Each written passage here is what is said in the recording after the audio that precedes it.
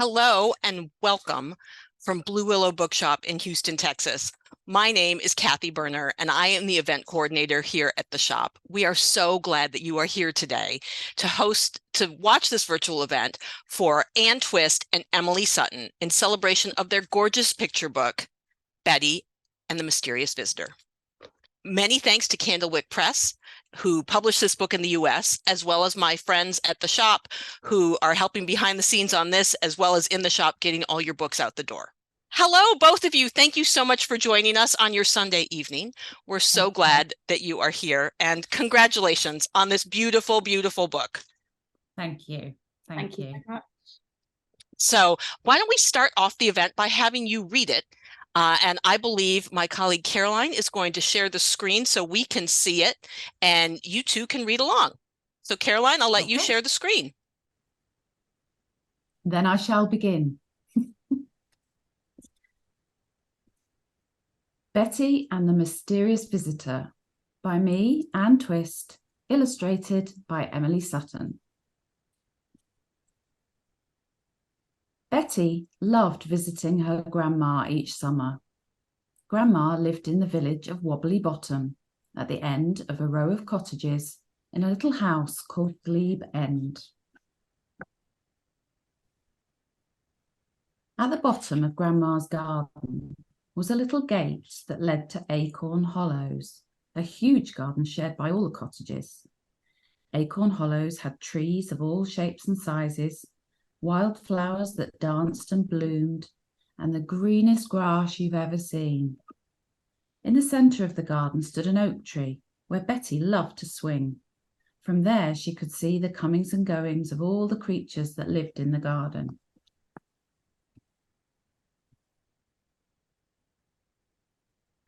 Acorn Hollows was Betty's favourite place in the whole world. She loved the garden, nature all around, bright with every colour, alive with every sound. As well as flowers, Grandma grew raspberries and blueberries, strawberries and gooseberries. Betty helped pick the fruits and cook them up to make delicious jams to sell in the market. One summer morning, Betty awoke excitedly. It was market day. She looked out of the window. The grass was a mess, a higgle and puff. What once had been smooth was now muddy and rough. How had this happened? Grandma, come quick, somebody's ruined our garden, she called. What a mess! I don't know who did this, but we don't have time to find out now. We must go or we'll be late for the market. The market was busy, busy, busy. Everyone wanted to buy Grandma's jams. By tea time, the very last jar was gone, and Betty and Grandma packed up their stall. As they left the market, Betty remembered the garden and felt sad. She was determined to find out who'd tried to destroy the hollows. That night, she peered out of her bedroom window. The garden looked magical in the moonlight. She watched the rabbit's bobtail hop across the grass. Then she saw a movement in the bushes. A large creature was pushing its nose under the fence. Betty couldn't believe her eyes. Then the moon went behind a cloud, and when it reappeared, the creature had gone. The next morning, Betty raced to tell Grandma. Grandma, I saw a strange creature in the garden last night. It had a stripy head. What could it have been? That sounds like a badger. Once they find a place to dig for food, they come back again and again. What will happen to our garden? Grandma was right about the badger. Over the next few nights, the badger destroyed more and more of the garden. It snuffled and sniffled and scurried along, searching for treats that were tasty and strong. It dug and it scratched and it tore at the grass. Betty worried more and more as the days passed. What would happen if the badger got into the fruit cage? They wouldn't be able to make jam. What could she do? Then she had an idea. The very next day, Betty got up early and set to work. She got busy with sticks and with string, and she tied them together to make a new thing. She gave it a hat that looked like a head, an old pair of wellies from under her bed. a jacket that no longer fit her at all, a skirt that was torn when she'd once had a fall, mittens to make its hands big and bold, a scarf round its neck to keep out the cold. The finishing touches were ready to go. A windmill that whirled in the wind to and fro, some bells that she used for musical play, and some little bright lights that would twinkle all day. Finally, she found some nuts and seeds and laid a trail along the fence. Let's hope my plan works, she thought. That night, Betty was too excited to sleep. She sat by the window and watched. Soon she saw the bushes start moving, and the badger pushed its way under the fence. Then it stopped, eyes wide with shock. What was this monster? The wind whistled round the monster. It spun and it shook. The badger was scared. The monster flashed and it jingled. It jangled and loomed. With the big gust of wind, it suddenly boomed.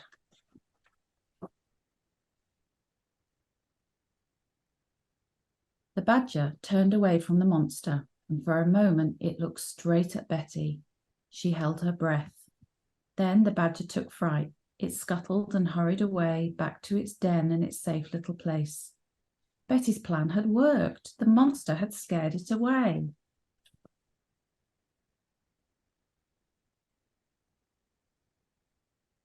The next morning, Betty told Grandma the whole story. The badger looked right at me, she said. I think it was saying goodbye. Oh, Betty, that's wonderful. Soon a new field of beautiful flowers will grow, all thanks to you. We must celebrate with a nice cup of hot chocolate in the garden. Then we must make some more jam as we run out completely. I'd love that, Grandma, said Betty. And that's just what they did.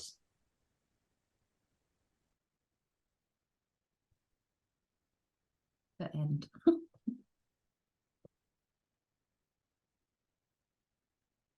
I love it so much. It's so charming. And Anne, I think one of the most wonderful things about it is that the words that you've written are words that parents will not mind reading again and again and again. Parents, caregivers, grandparents, anybody who is sharing this book. It's one of those great read again books, not a read once book.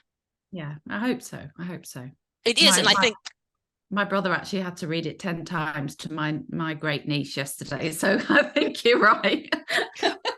And I think it's a wonderful story. I love how Betty has the agency to figure out the solution to the problem herself.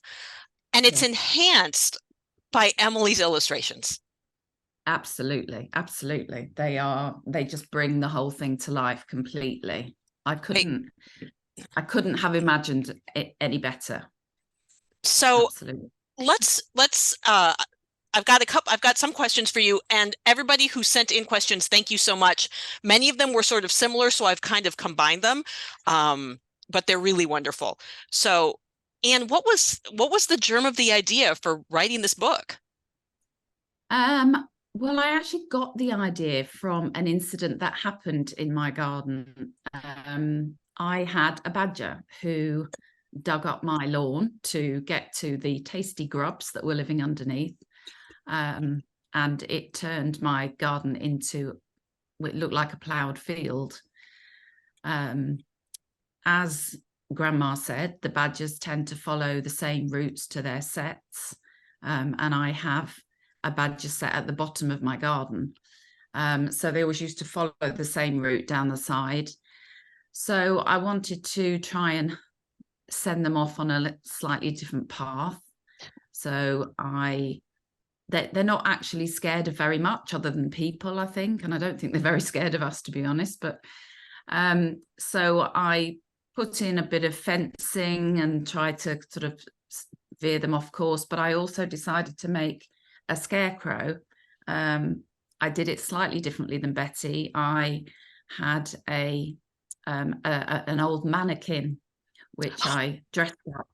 I dressed up in a very similar way to Betty, but so I called him Simon Scarebadger. And he lived in the garden for quite a while, and I just used to move him around every so often so that they didn't get used to him in one place. That's fantastic. I love that story. And then what made you decide to turn that into a picture book? Well, it actually started off as I wrote a poem for myself. And I just found that I enjoyed writing poetry. I lost my husband a few years ago, and I found that really helped me. So I wrote a poem, and a friend of mine, very good friend of mine, Sarah, she read it and said, "Oh, this is really good. Do you mind if I send it to my friend who's an illustrator, who happened to be Emily?" And that's basically where it went. And it wasn't something that I decided specifically to do. It was I don't know, what would you call it? Fate. I'd call it fate. I'd call it fate. So. Emily, as we've said, these are gorgeous illustrations. How did you, when you got the poem from Sarah, how did you decide to approach the illustrations? Well, it wasn't as immediate as that. Basically, I showed it to my publisher that I've worked with for a long time, which is Walker Books, who are the kind of sister company to Candlewick. Yep. And I didn't want to sort of barge in and say, I said, I think this is a lovely poem. I think it'd be great as a picture book, but, it kind of, I didn't want to presume, but I said, have a look at this. And then they said, would you like to illustrate it? And I was like, yes, I would definitely love to. And so once we'd sort of established that I was going to illustrate it, I think we started with the characters, didn't we, Anne? The characters of Betty and Grandma. That kind of went through a couple of stages, because Anne obviously had an idea, and it's quite important, especially with the characters, that they fit with the idea that Anne had. So I think my initial sketches that I did for Grandma, she was more of a sort of stereotypical kind of older grandma, whereas I think Anne had wanted her to be a bit more sort of trendy. I think we were thinking more along the lines of Meryl Streep. I say a bit more Meryl Streep. Yeah, so more of a kind of bohemian, kind of artsy granny, which I like the idea of. And then Betty, I think Betty was, we didn't have too much revisions with her. I think we sort of made her a bit more, maybe a little bit more sort of scruffy, and like as though she'd be kind of rambling around in a garden, so not too girly, a bit more kind of tomboyish. And then once we had got the characters, it was really, I just sort of I always do a lot of research. So I have cousins that live in the Cotswolds. So I know you said, Kathy, that you'd just been there. So you'll know like the kind of the absolute beauty of the villages down there. Yes. There's kind of a hodgepodge of different inspirations. There's also an area of England called Suffolk, which my parents used to live there, and I've been there a few times, and that has very sort of beautiful coloured buildings, so like really like mustardy yellows and like pinks, and quite sort of not quite what you think of for an English village, but a lot of those villages are just very beautifully coloured. So I brought that sort of element in as well, and I just love the kind of wonky roof lines and all of that. And it's really just I always keep sketchbooks, so I'm always doing lots of observational drawing. So for things like the interactions between people and all of that, like I really love just getting real life reference for that kind of thing, to just try and make it as sort of real, based in reality, but then with a bit of artistic license. Obviously everything's quite idealized in my illustrated world. Like I like to find all the lovely parts of life and sort of consolidate them into the images. So it's not too gritty. It's kind of like how I wish the world was, rather than purely in reality. Well, when I go back for my next trip to England, I want to go into this book. I mean, I could absolutely feel it, even if I read this before I had gone to the Cotswolds. So you immediately brought it home. So did you speak with each other then during the process of the book being illustrated?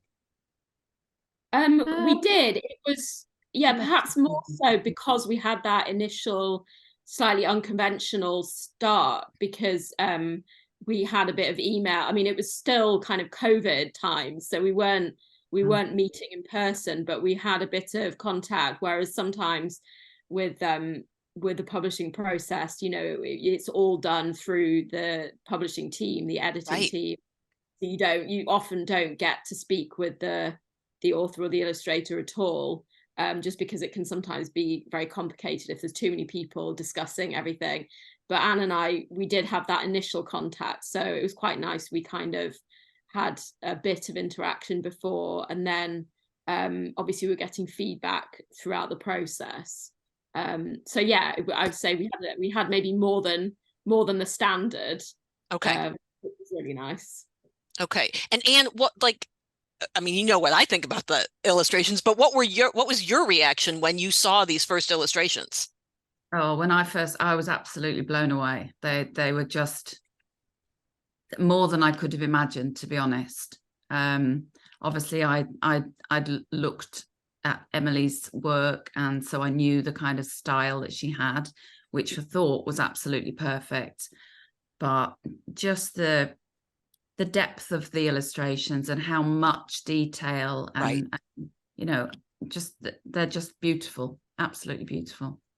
And to be honest, Anne's writing was such a gift, because what you don't see, I think, Anne's sort of the initial story, like there was so much detail in there, and then like once I was able to read that and do the images, then sometimes like some of the text goes, but a lot of what you see in the images was out of Anne's head that she'd written down. And then once you have the images, you don't need to have both going on at the same time. But full credit, because there's so much of the world was already there, and it was like very easy to put it down on the pages. It was honestly a joy to illustrate. So yeah. So that's really interesting, Anne. So then when you were writing the poem, did you see it? Did you see it in your head? Yeah, I do. I think I do. And then obviously the whole process was completely new for me, never having done anything like this before. So the editors at Walker's were so kind and gentle with me. They sort of talked me through it and helped me understand why things needed to be done in certain ways. And it was a massive learning process for me. But it is, you know, I don't know. I think in my head I was thinking, well, writing a picture book's easy. There's how hard can it be? There's a few words, you know. But actually, it was really difficult. And because you only have a few words. Absolutely. It's because you have this story, and then, you know, 80% of that story disappears into the pictures, and you're left with 20% words, and those words have to count. So yeah, it was an amazing process. And yeah, I learned a lot. So what did anything surprise you about the process? Probably how long it takes overall, really. I mean, I think that's probably the most surprising. So Emily, you said this was during COVID times. When did Anne and Emily, what year, month and year, do you remember when you started talking? Oh gosh. It was finished, so it was probably 2021. Yeah, I think it was towards the end of 2021 or middle. Yeah, when we started talking, and then I was sort of working on, I was having to finish up the project. So I think I started on the illustration. So Anne had done her part, really. So you were working on the writing side of things, whilst I was finishing up something else. And then I think I came to it the start of 2022, and was working on it for a good chunk of 2022. I think it was finished at the end of last year, wasn't it?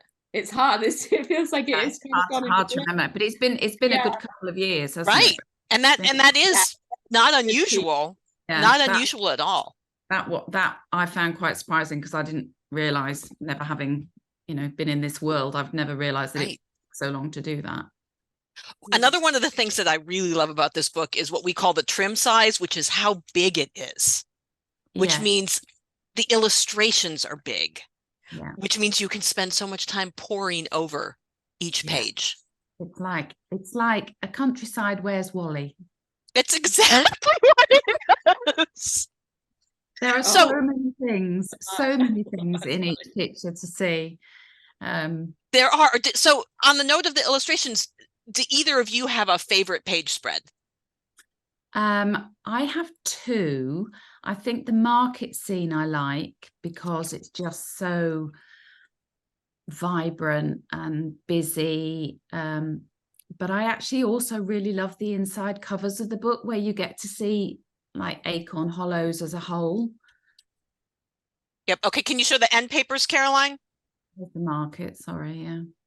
I just love that. Yep. Absolutely. But I also love this. Because then when I look at that, I see the whole village, if you like. Yeah. Well, and I've actually got behind me on the wall was the very first proof copy that they sent me of that. So that's there. That's what that was. I was like, that looks really familiar.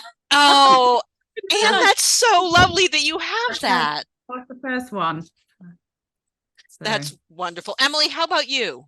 I was going to say the market scene also, just because markets are like my favorite thing in the world to draw. I just absolutely love. My sketchbooks, going right back to when I was a student, are just full of market drawings, and I just love the color and the pattern and the kind of movement, all the interactions that you can see. And I also I've also got some familiar figures from my life that I include in crowd scenes when I do books. So it's that's so fun. But then I am very partial to the bird's eye view as well. So not to be boring by choosing the same ones. But the other one I would say is the one where Betty sees the badger for the first time. So because I really enjoyed I wanted to have that cross section of the and the kind of the inside and the outside contrast. So I really enjoyed doing that one. And that then is, the cross in the sky is kind of an homage to Edward Gorey, who's like one of my absolute illustration heroes. So yeah, that's got a lot of my favorite kind of little things going on in there.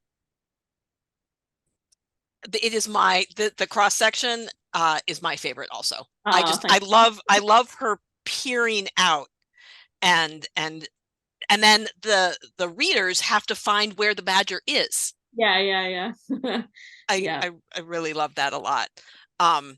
We don't have badgers in at least in our part of Texas. We have armadillos, and I had an armadillo tear up my front lawn. Oh really? Armadillos are so cute. Yeah, no, they're not. That's what English people say about badgers, though. English people are not badger fans generally, so I love them. I absolutely love them. So I mean, I think they're adorable. They're super cute, but anyway. I don't think you'd want to mess with one, would you? No. You know what? They're doing their jobs. They're doing their badger jobs, and they're doing their armadillo jobs. I just wish they would choose to locate somewhere else. Yeah, not in my backyard. Exactly. Emily, you are also working on something for the Shakespeare Birthplace Trust. Can you tell us a little bit about that? Yeah, so this year is the 400th anniversary of the publication of the first folio, which is not the same thing as when Shakespeare was born. It actually was first published after he'd already died, but it was the first time that all of his plays had been compiled into like one official volume, and they published it, and sort of wealthy people were able to own an actual book of all of the plays. And there are 37 plays, but one of the plays they have missed out for various reasons. But so 36 plays, and the Shakespeare Birthplace Trust wanted to commemorate the event by doing an edition for children, but it's different to anything that's been done before because it's in the original language, so the original Shakespearean language, and it's in the play format. So it's not just it's not the stories, it's the actual plays, but they've been abridged so that children, it's aimed at sort of kind of 8 to 12, kind of middle, sort of older elementary to like middle school age children will be able to perform the plays in the classroom. So it's kind of, they've sort of cut it down to the essential characters and plot. So they're all between sort of 5 and 10 pages. And I'm illustrating it. So it's been a very long, very, very long project, but it's been really interesting. I've been working on it for coming up to a year. I'm supposed to be finishing it in October, but I was saying to Anne, it's probably going to be the end of October, not the beginning. And yeah, it's fully illustrated. So I'm doing a full page, title page. So for each play, there's like a scene, a sort of key scene from the play, and then a cast page. And I'm doing it in the sort of style of, there's this sort of there's this tradition of like Victorian toy theatres. So if you can think of like Victorian engravings that have been like hand coloured, and so I don't know why I've chosen to do it in the absolute most time-consuming, detailed way, but that's just who I am. So it's taking me a very long time. But yeah, there's 72 big illustrations and then some like spot illustration. They're doing like a really fancy collector's limited edition, and they're doing a general release. But what the really nice thing is that part of the initiative is they're putting a book into every school and library in the UK. So every child will be able to access the book, and then it's also going to be for sale, you know, in the UK, and I believe Candlewick is doing a print of it, and I think Australia, basically all the English speaking, they're not doing foreign translations, but they're doing in all the English speaking countries, they're going to release it. So yeah, it's really exciting. It's been intense. It's been pretty much the only thing I've been able to work on this year. But it's been out of my comfort zone, but in a really good way. So well, congratulations. We're very much looking forward to that. Thank you very much. Thank you. So Anne, you said, you know, this is your entry into, Betty has been your entry into the children's book world. Do you have any intentions to continue? I do, yes. But can you say anything about them yet? Not really. I'm in process of the next installment, the next story. So is it gonna, can you say if is it a Betty story? It's not specifically a Betty story, but it is based in Acorn Hollows. Oh, Anne, that's so fun. Oh my gosh, that's wonderful. Okay, I know how publishing goes. I know that you can't say things, but I don't even know the story. Well, I need to persuade Emily to do some more drawings for me. Yeah, I'm totally on board. Definitely. Oh my gosh, if there was oh my gosh, that's so cool. If there was a series of Acorn Hollow books. Well, who knows? Oh, that's a beautiful thing to ponder. Well, that is wonderful news. I'm very glad to hear it. A question for both of you that's related to children's books. But why do you think it's important for families to share stories? I just think that reading to children is a magical way of communicating with them when they're little. I think it opens up things for them to see, different situations that they might not encounter, and also when they're little, I think it's a very bonding experience with your children. There's nothing nicer than having a cuddle at bedtime and reading a book, or things like that. And then hopefully I think it encourages children to read as they get older, and reading and learning can only be a good thing. So yeah, agreed.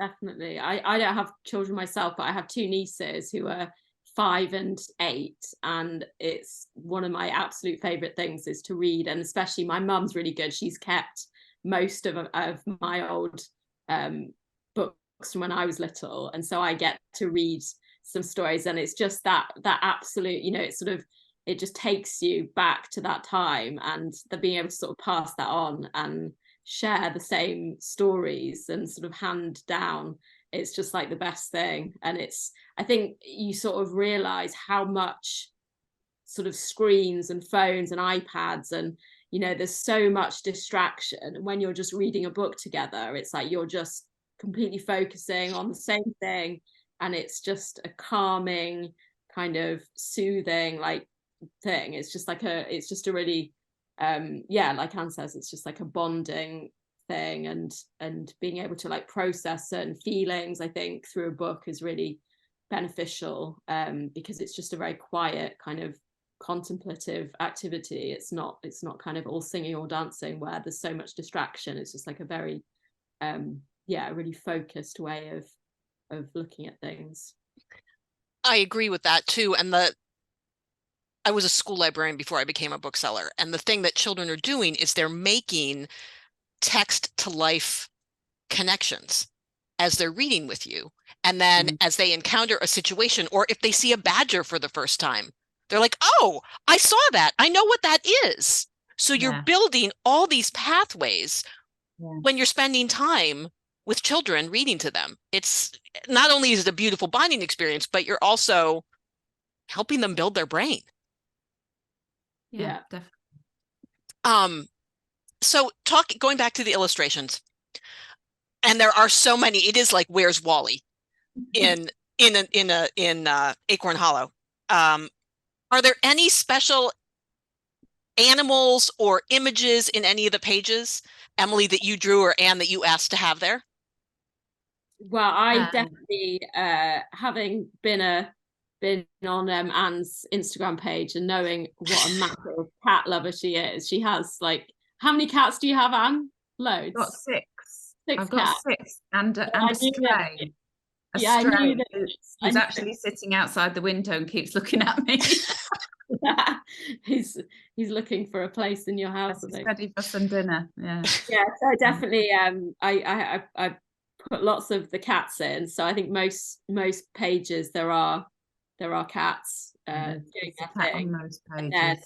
And then I always love to include birds. I'm really into birds. I went through this stage of making textile bird sculptures. Like for a couple of years, that was all I did, and it was like an absolute obsession. I went to the Folk Art Museum in New York, and they were having a show of like decoy birds, and then there was also like a quilting show, and I think the two things kind of fused in my mind, and I just had this like obsessive, so through that I really got a knowledge of birds in a kind of a weird like roundabout way. And so I just, whenever I'm doing like an outdoor scene, I'm always noticing as I'm going on walks outside, I'll notice all the little birds. So I like to include those because I feel like it's kind of a fun little, I just love including little details that you kind of set out for.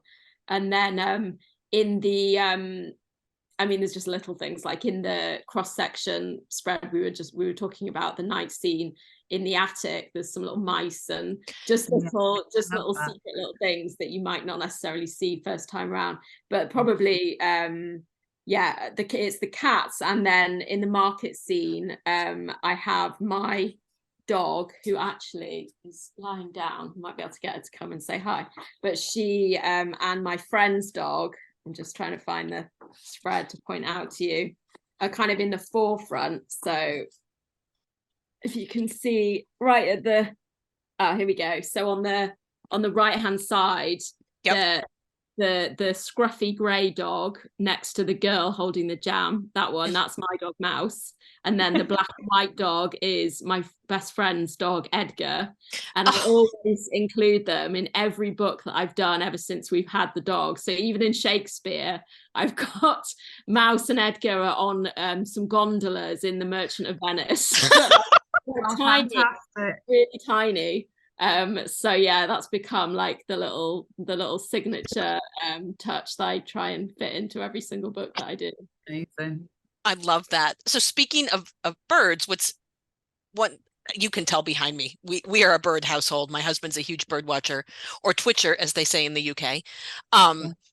And in the north of the US, you see a lot more of the changing seasons. You see leaves turn, you see flowers, like flower bulbs come up in the spring and then go away in the fall.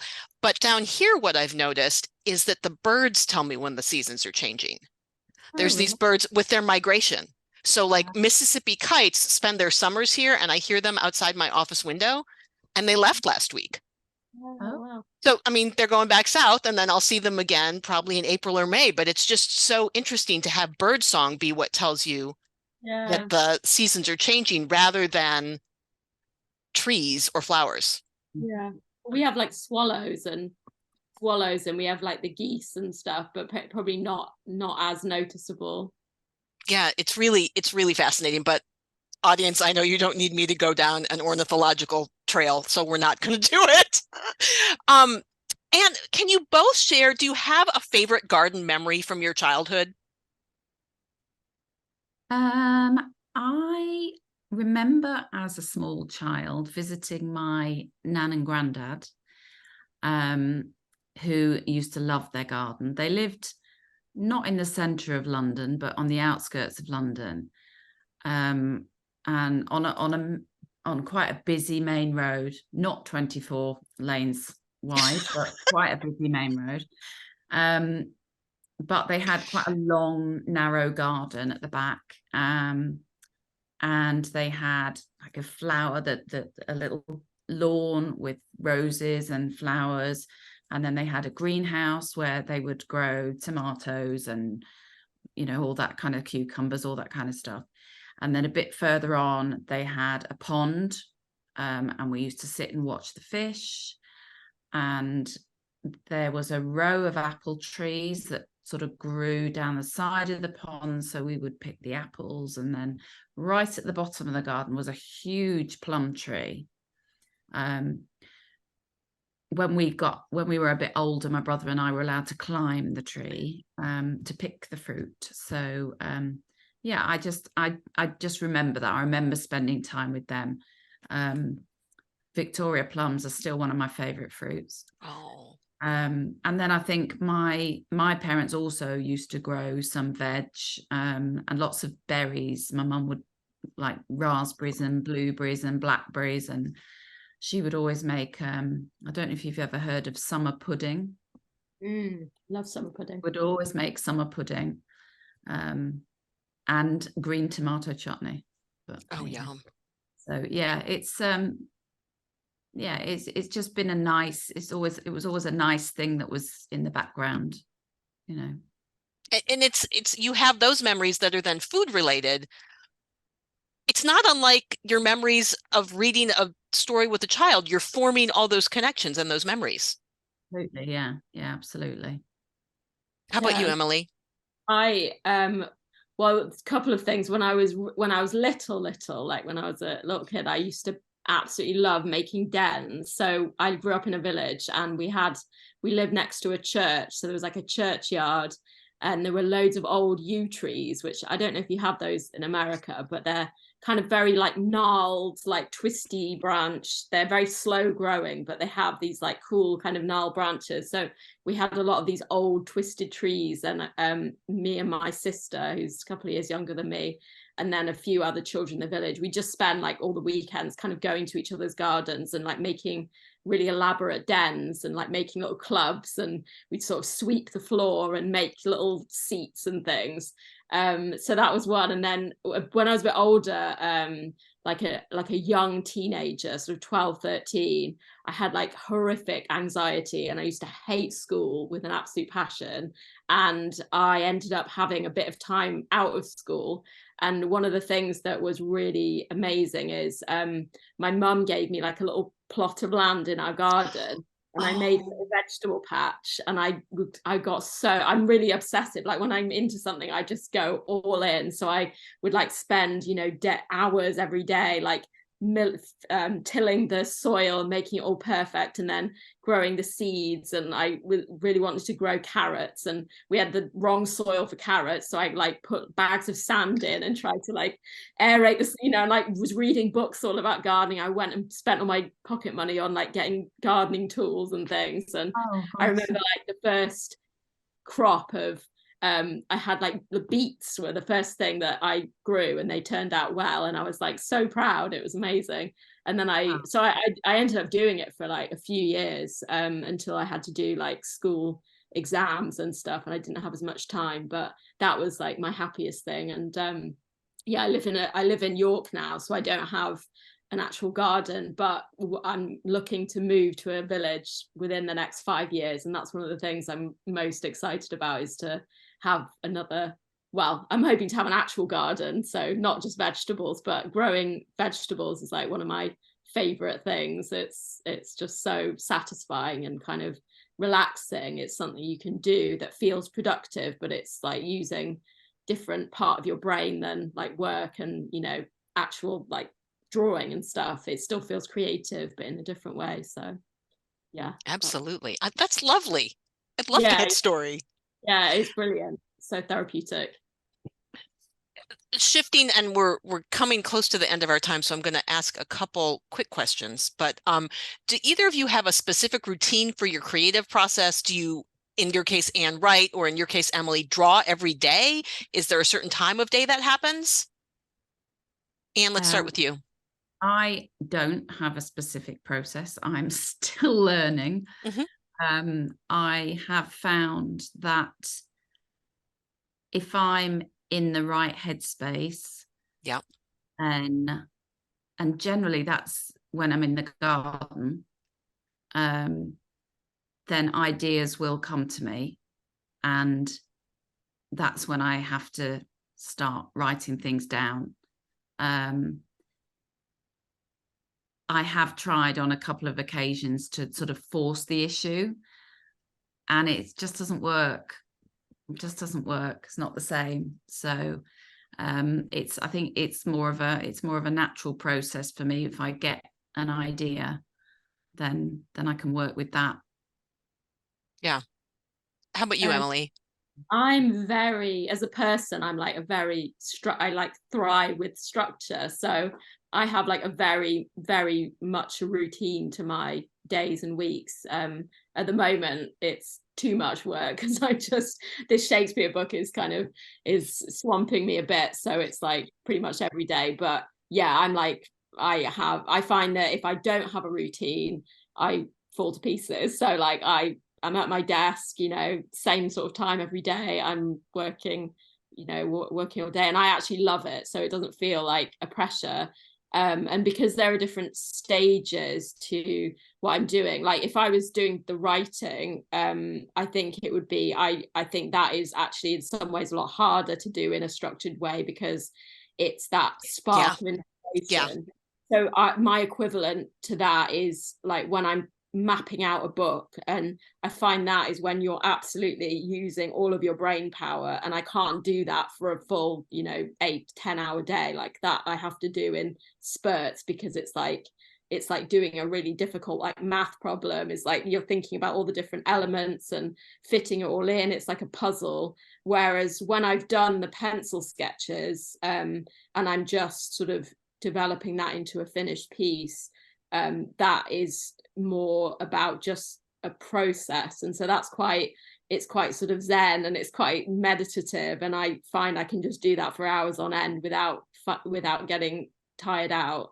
And then again, like when I'm inking up a spread or something like that, I can do for ages. So it really depends on what stage of a book I'm working on. But yeah, I love having a routine. But that's just my personality, I think. So I think what that tells us, for those of you who asked that question, is make it work however you can make it work.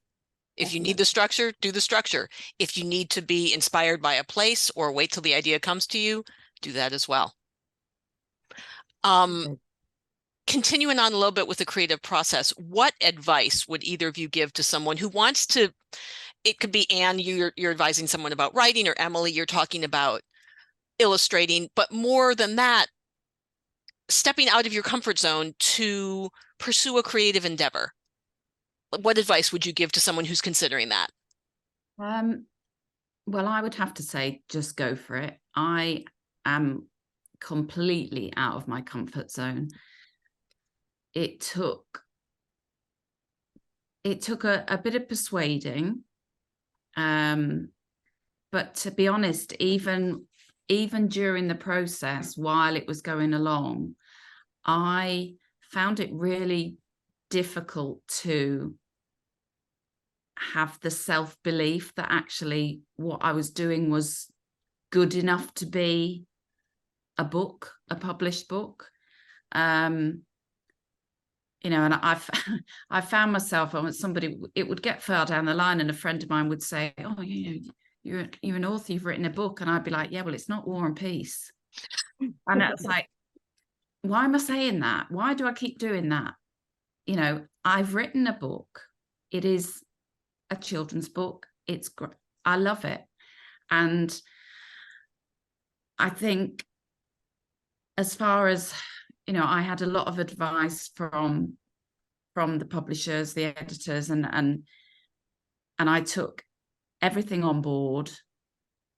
And it did get to a point where I actually felt like it wasn't my story. And I didn't feel completely comfortable with that. And I had to say, I understand everything you've told me, and I have taken it on board. However, I do feel that I need to pull it back this way a little bit because it doesn't feel like mine.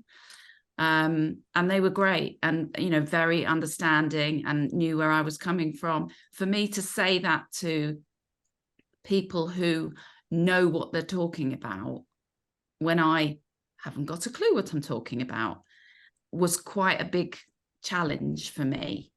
For me to be able to say, actually, excuse me, but I'm not happy with that as it is. I need to change it. So I think I would basically say you just have to have faith in yourself and what you create. And with any type of art or creation, you're never going to please everybody. Not everybody's going to like it. It's all in the eye of the beholder, and but you just have to have a bit of faith. I would say, I'm just going to interject quickly, Emily, before you do. And when you protecting your story and knowing in your heart that it needed to go in that direction so it remained yours, meant that you did know what you were talking about. Yeah. It does. You knew what the story was and you knew where it needed to go. So thank you for doing that, because it's lovely. I don't know what the other direction would have looked like, but this one is a beautiful one, and I'm very grateful for it. Thank you. You're welcome. Emily. Yeah, I totally agree with what Anne says. For me, the equivalent is, I think in the age of sort of social media and just seeing everything all of the time, it's so easy to get caught up in what other people are doing and comparing yourself and kind of questioning every step that you take because you're thinking, oh, I don't know, and I think it's so important to kind of keep your blinkers on, take advice on where it's needed and where it's helpful, but don't try and be something different to who you are and don't try and do something that's not what you do, because I think you can immediately tell when something isn't authentic. And the books and the artists and the writers that I admire, the ones that you can tell it's truly coming from their soul, Yes. It's so them.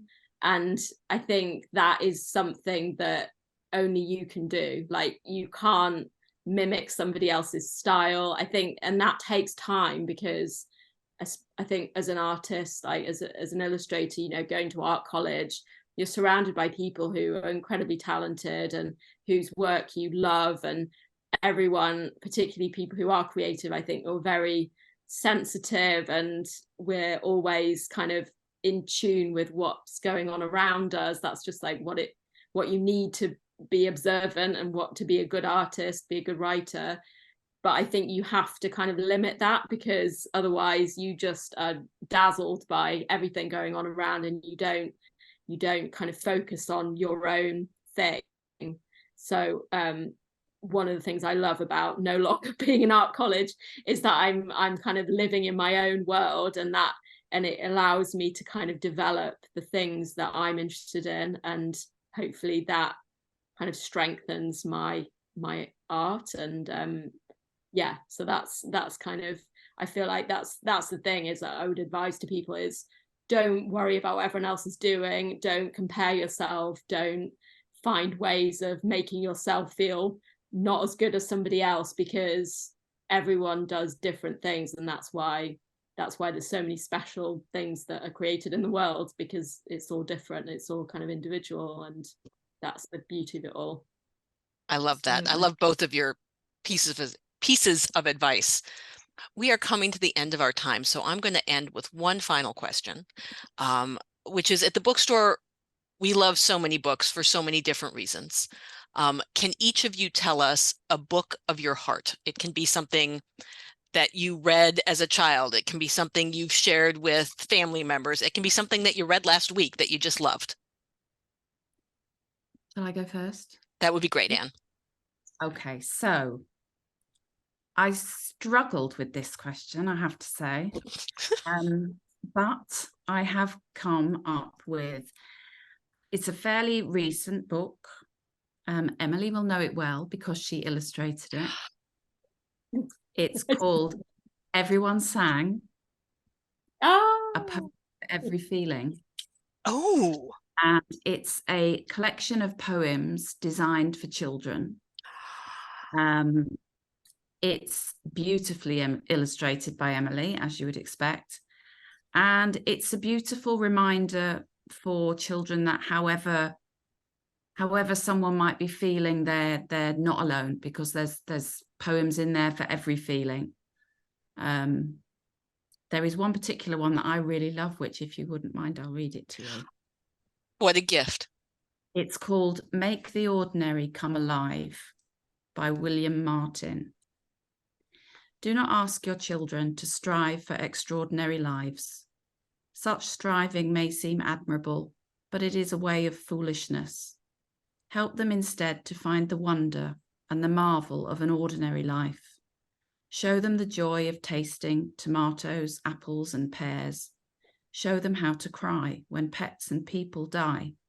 Show them the infinite pleasure in the touch of a hand, and make the ordinary come alive for them. The extraordinary will take care of itself. As a parent, I cannot agree with that more. I love that. That is beautiful. Thank you for that. Emily, how about you? Mine isn't as profound, but it's very meaningful to me, and it kind of has inspired my illustrations forever. And it's the Brambley Hedge series by Jill Gravett, and it's all about little mice and other little creatures, and it's like cross sections. They all live it in these incredibly detailed images, and I just would pore over them, and I'd copy sections of the illustrations as a little kid, and I was just absolutely fascinated by, and I'd walk around and kind of imagine like a tree stump. It'd be like a cross section of a tree stump, and it'd all be divided into little rooms, and they'd have like berries that, you know, like everything would be the right size, but it would be like in these little worlds and these little mice. So it's kind of a bit like sort of Beatrix Potter, but so much detail, and there'd be like special ones for every season. So I had a anthology that had all the seasons. There was winter, summer, spring, autumn, and they would have these double page spreads of like going inside of a hollow of a tree, and you'd go and be these like winter ballroom, and it was just amazing. So like if anybody is looking for like a classic book for a kid, it's like amazing, and it's my favorite thing ever. So yeah. Oh, that's wonderful. So those of you who are watching and bought tickets, I will send you the titles and the authors and links so you can find those books yourselves. It has been such a joy to spend almost an hour with you. Thank you. Thank you both for your creative endeavors. Thank you for creating this gorgeous book that we can't wait to continue to sell at the store. Everybody who tuned in, thank you for supporting the store and supporting both Anne and Emily by purchasing a copy of the book. We're very, very grateful. If anybody happens to find themselves on the west side of Houston, Texas, anytime in the future, please come, because it's a super cute store and we would love to welcome you, and we'd love to help you find the right book for you at the right time. So from all of my colleagues in Houston, Anne and Emily, thank you so much. Such a joy to be with you. Thank you. It's been a pleasure. lovely. It's been really nice. Thanks for everyone's questions. It was brilliant. And everybody who tuned in, thank you so much. Have a great rest of your afternoon or evening. Take care. Bye-bye. Bye.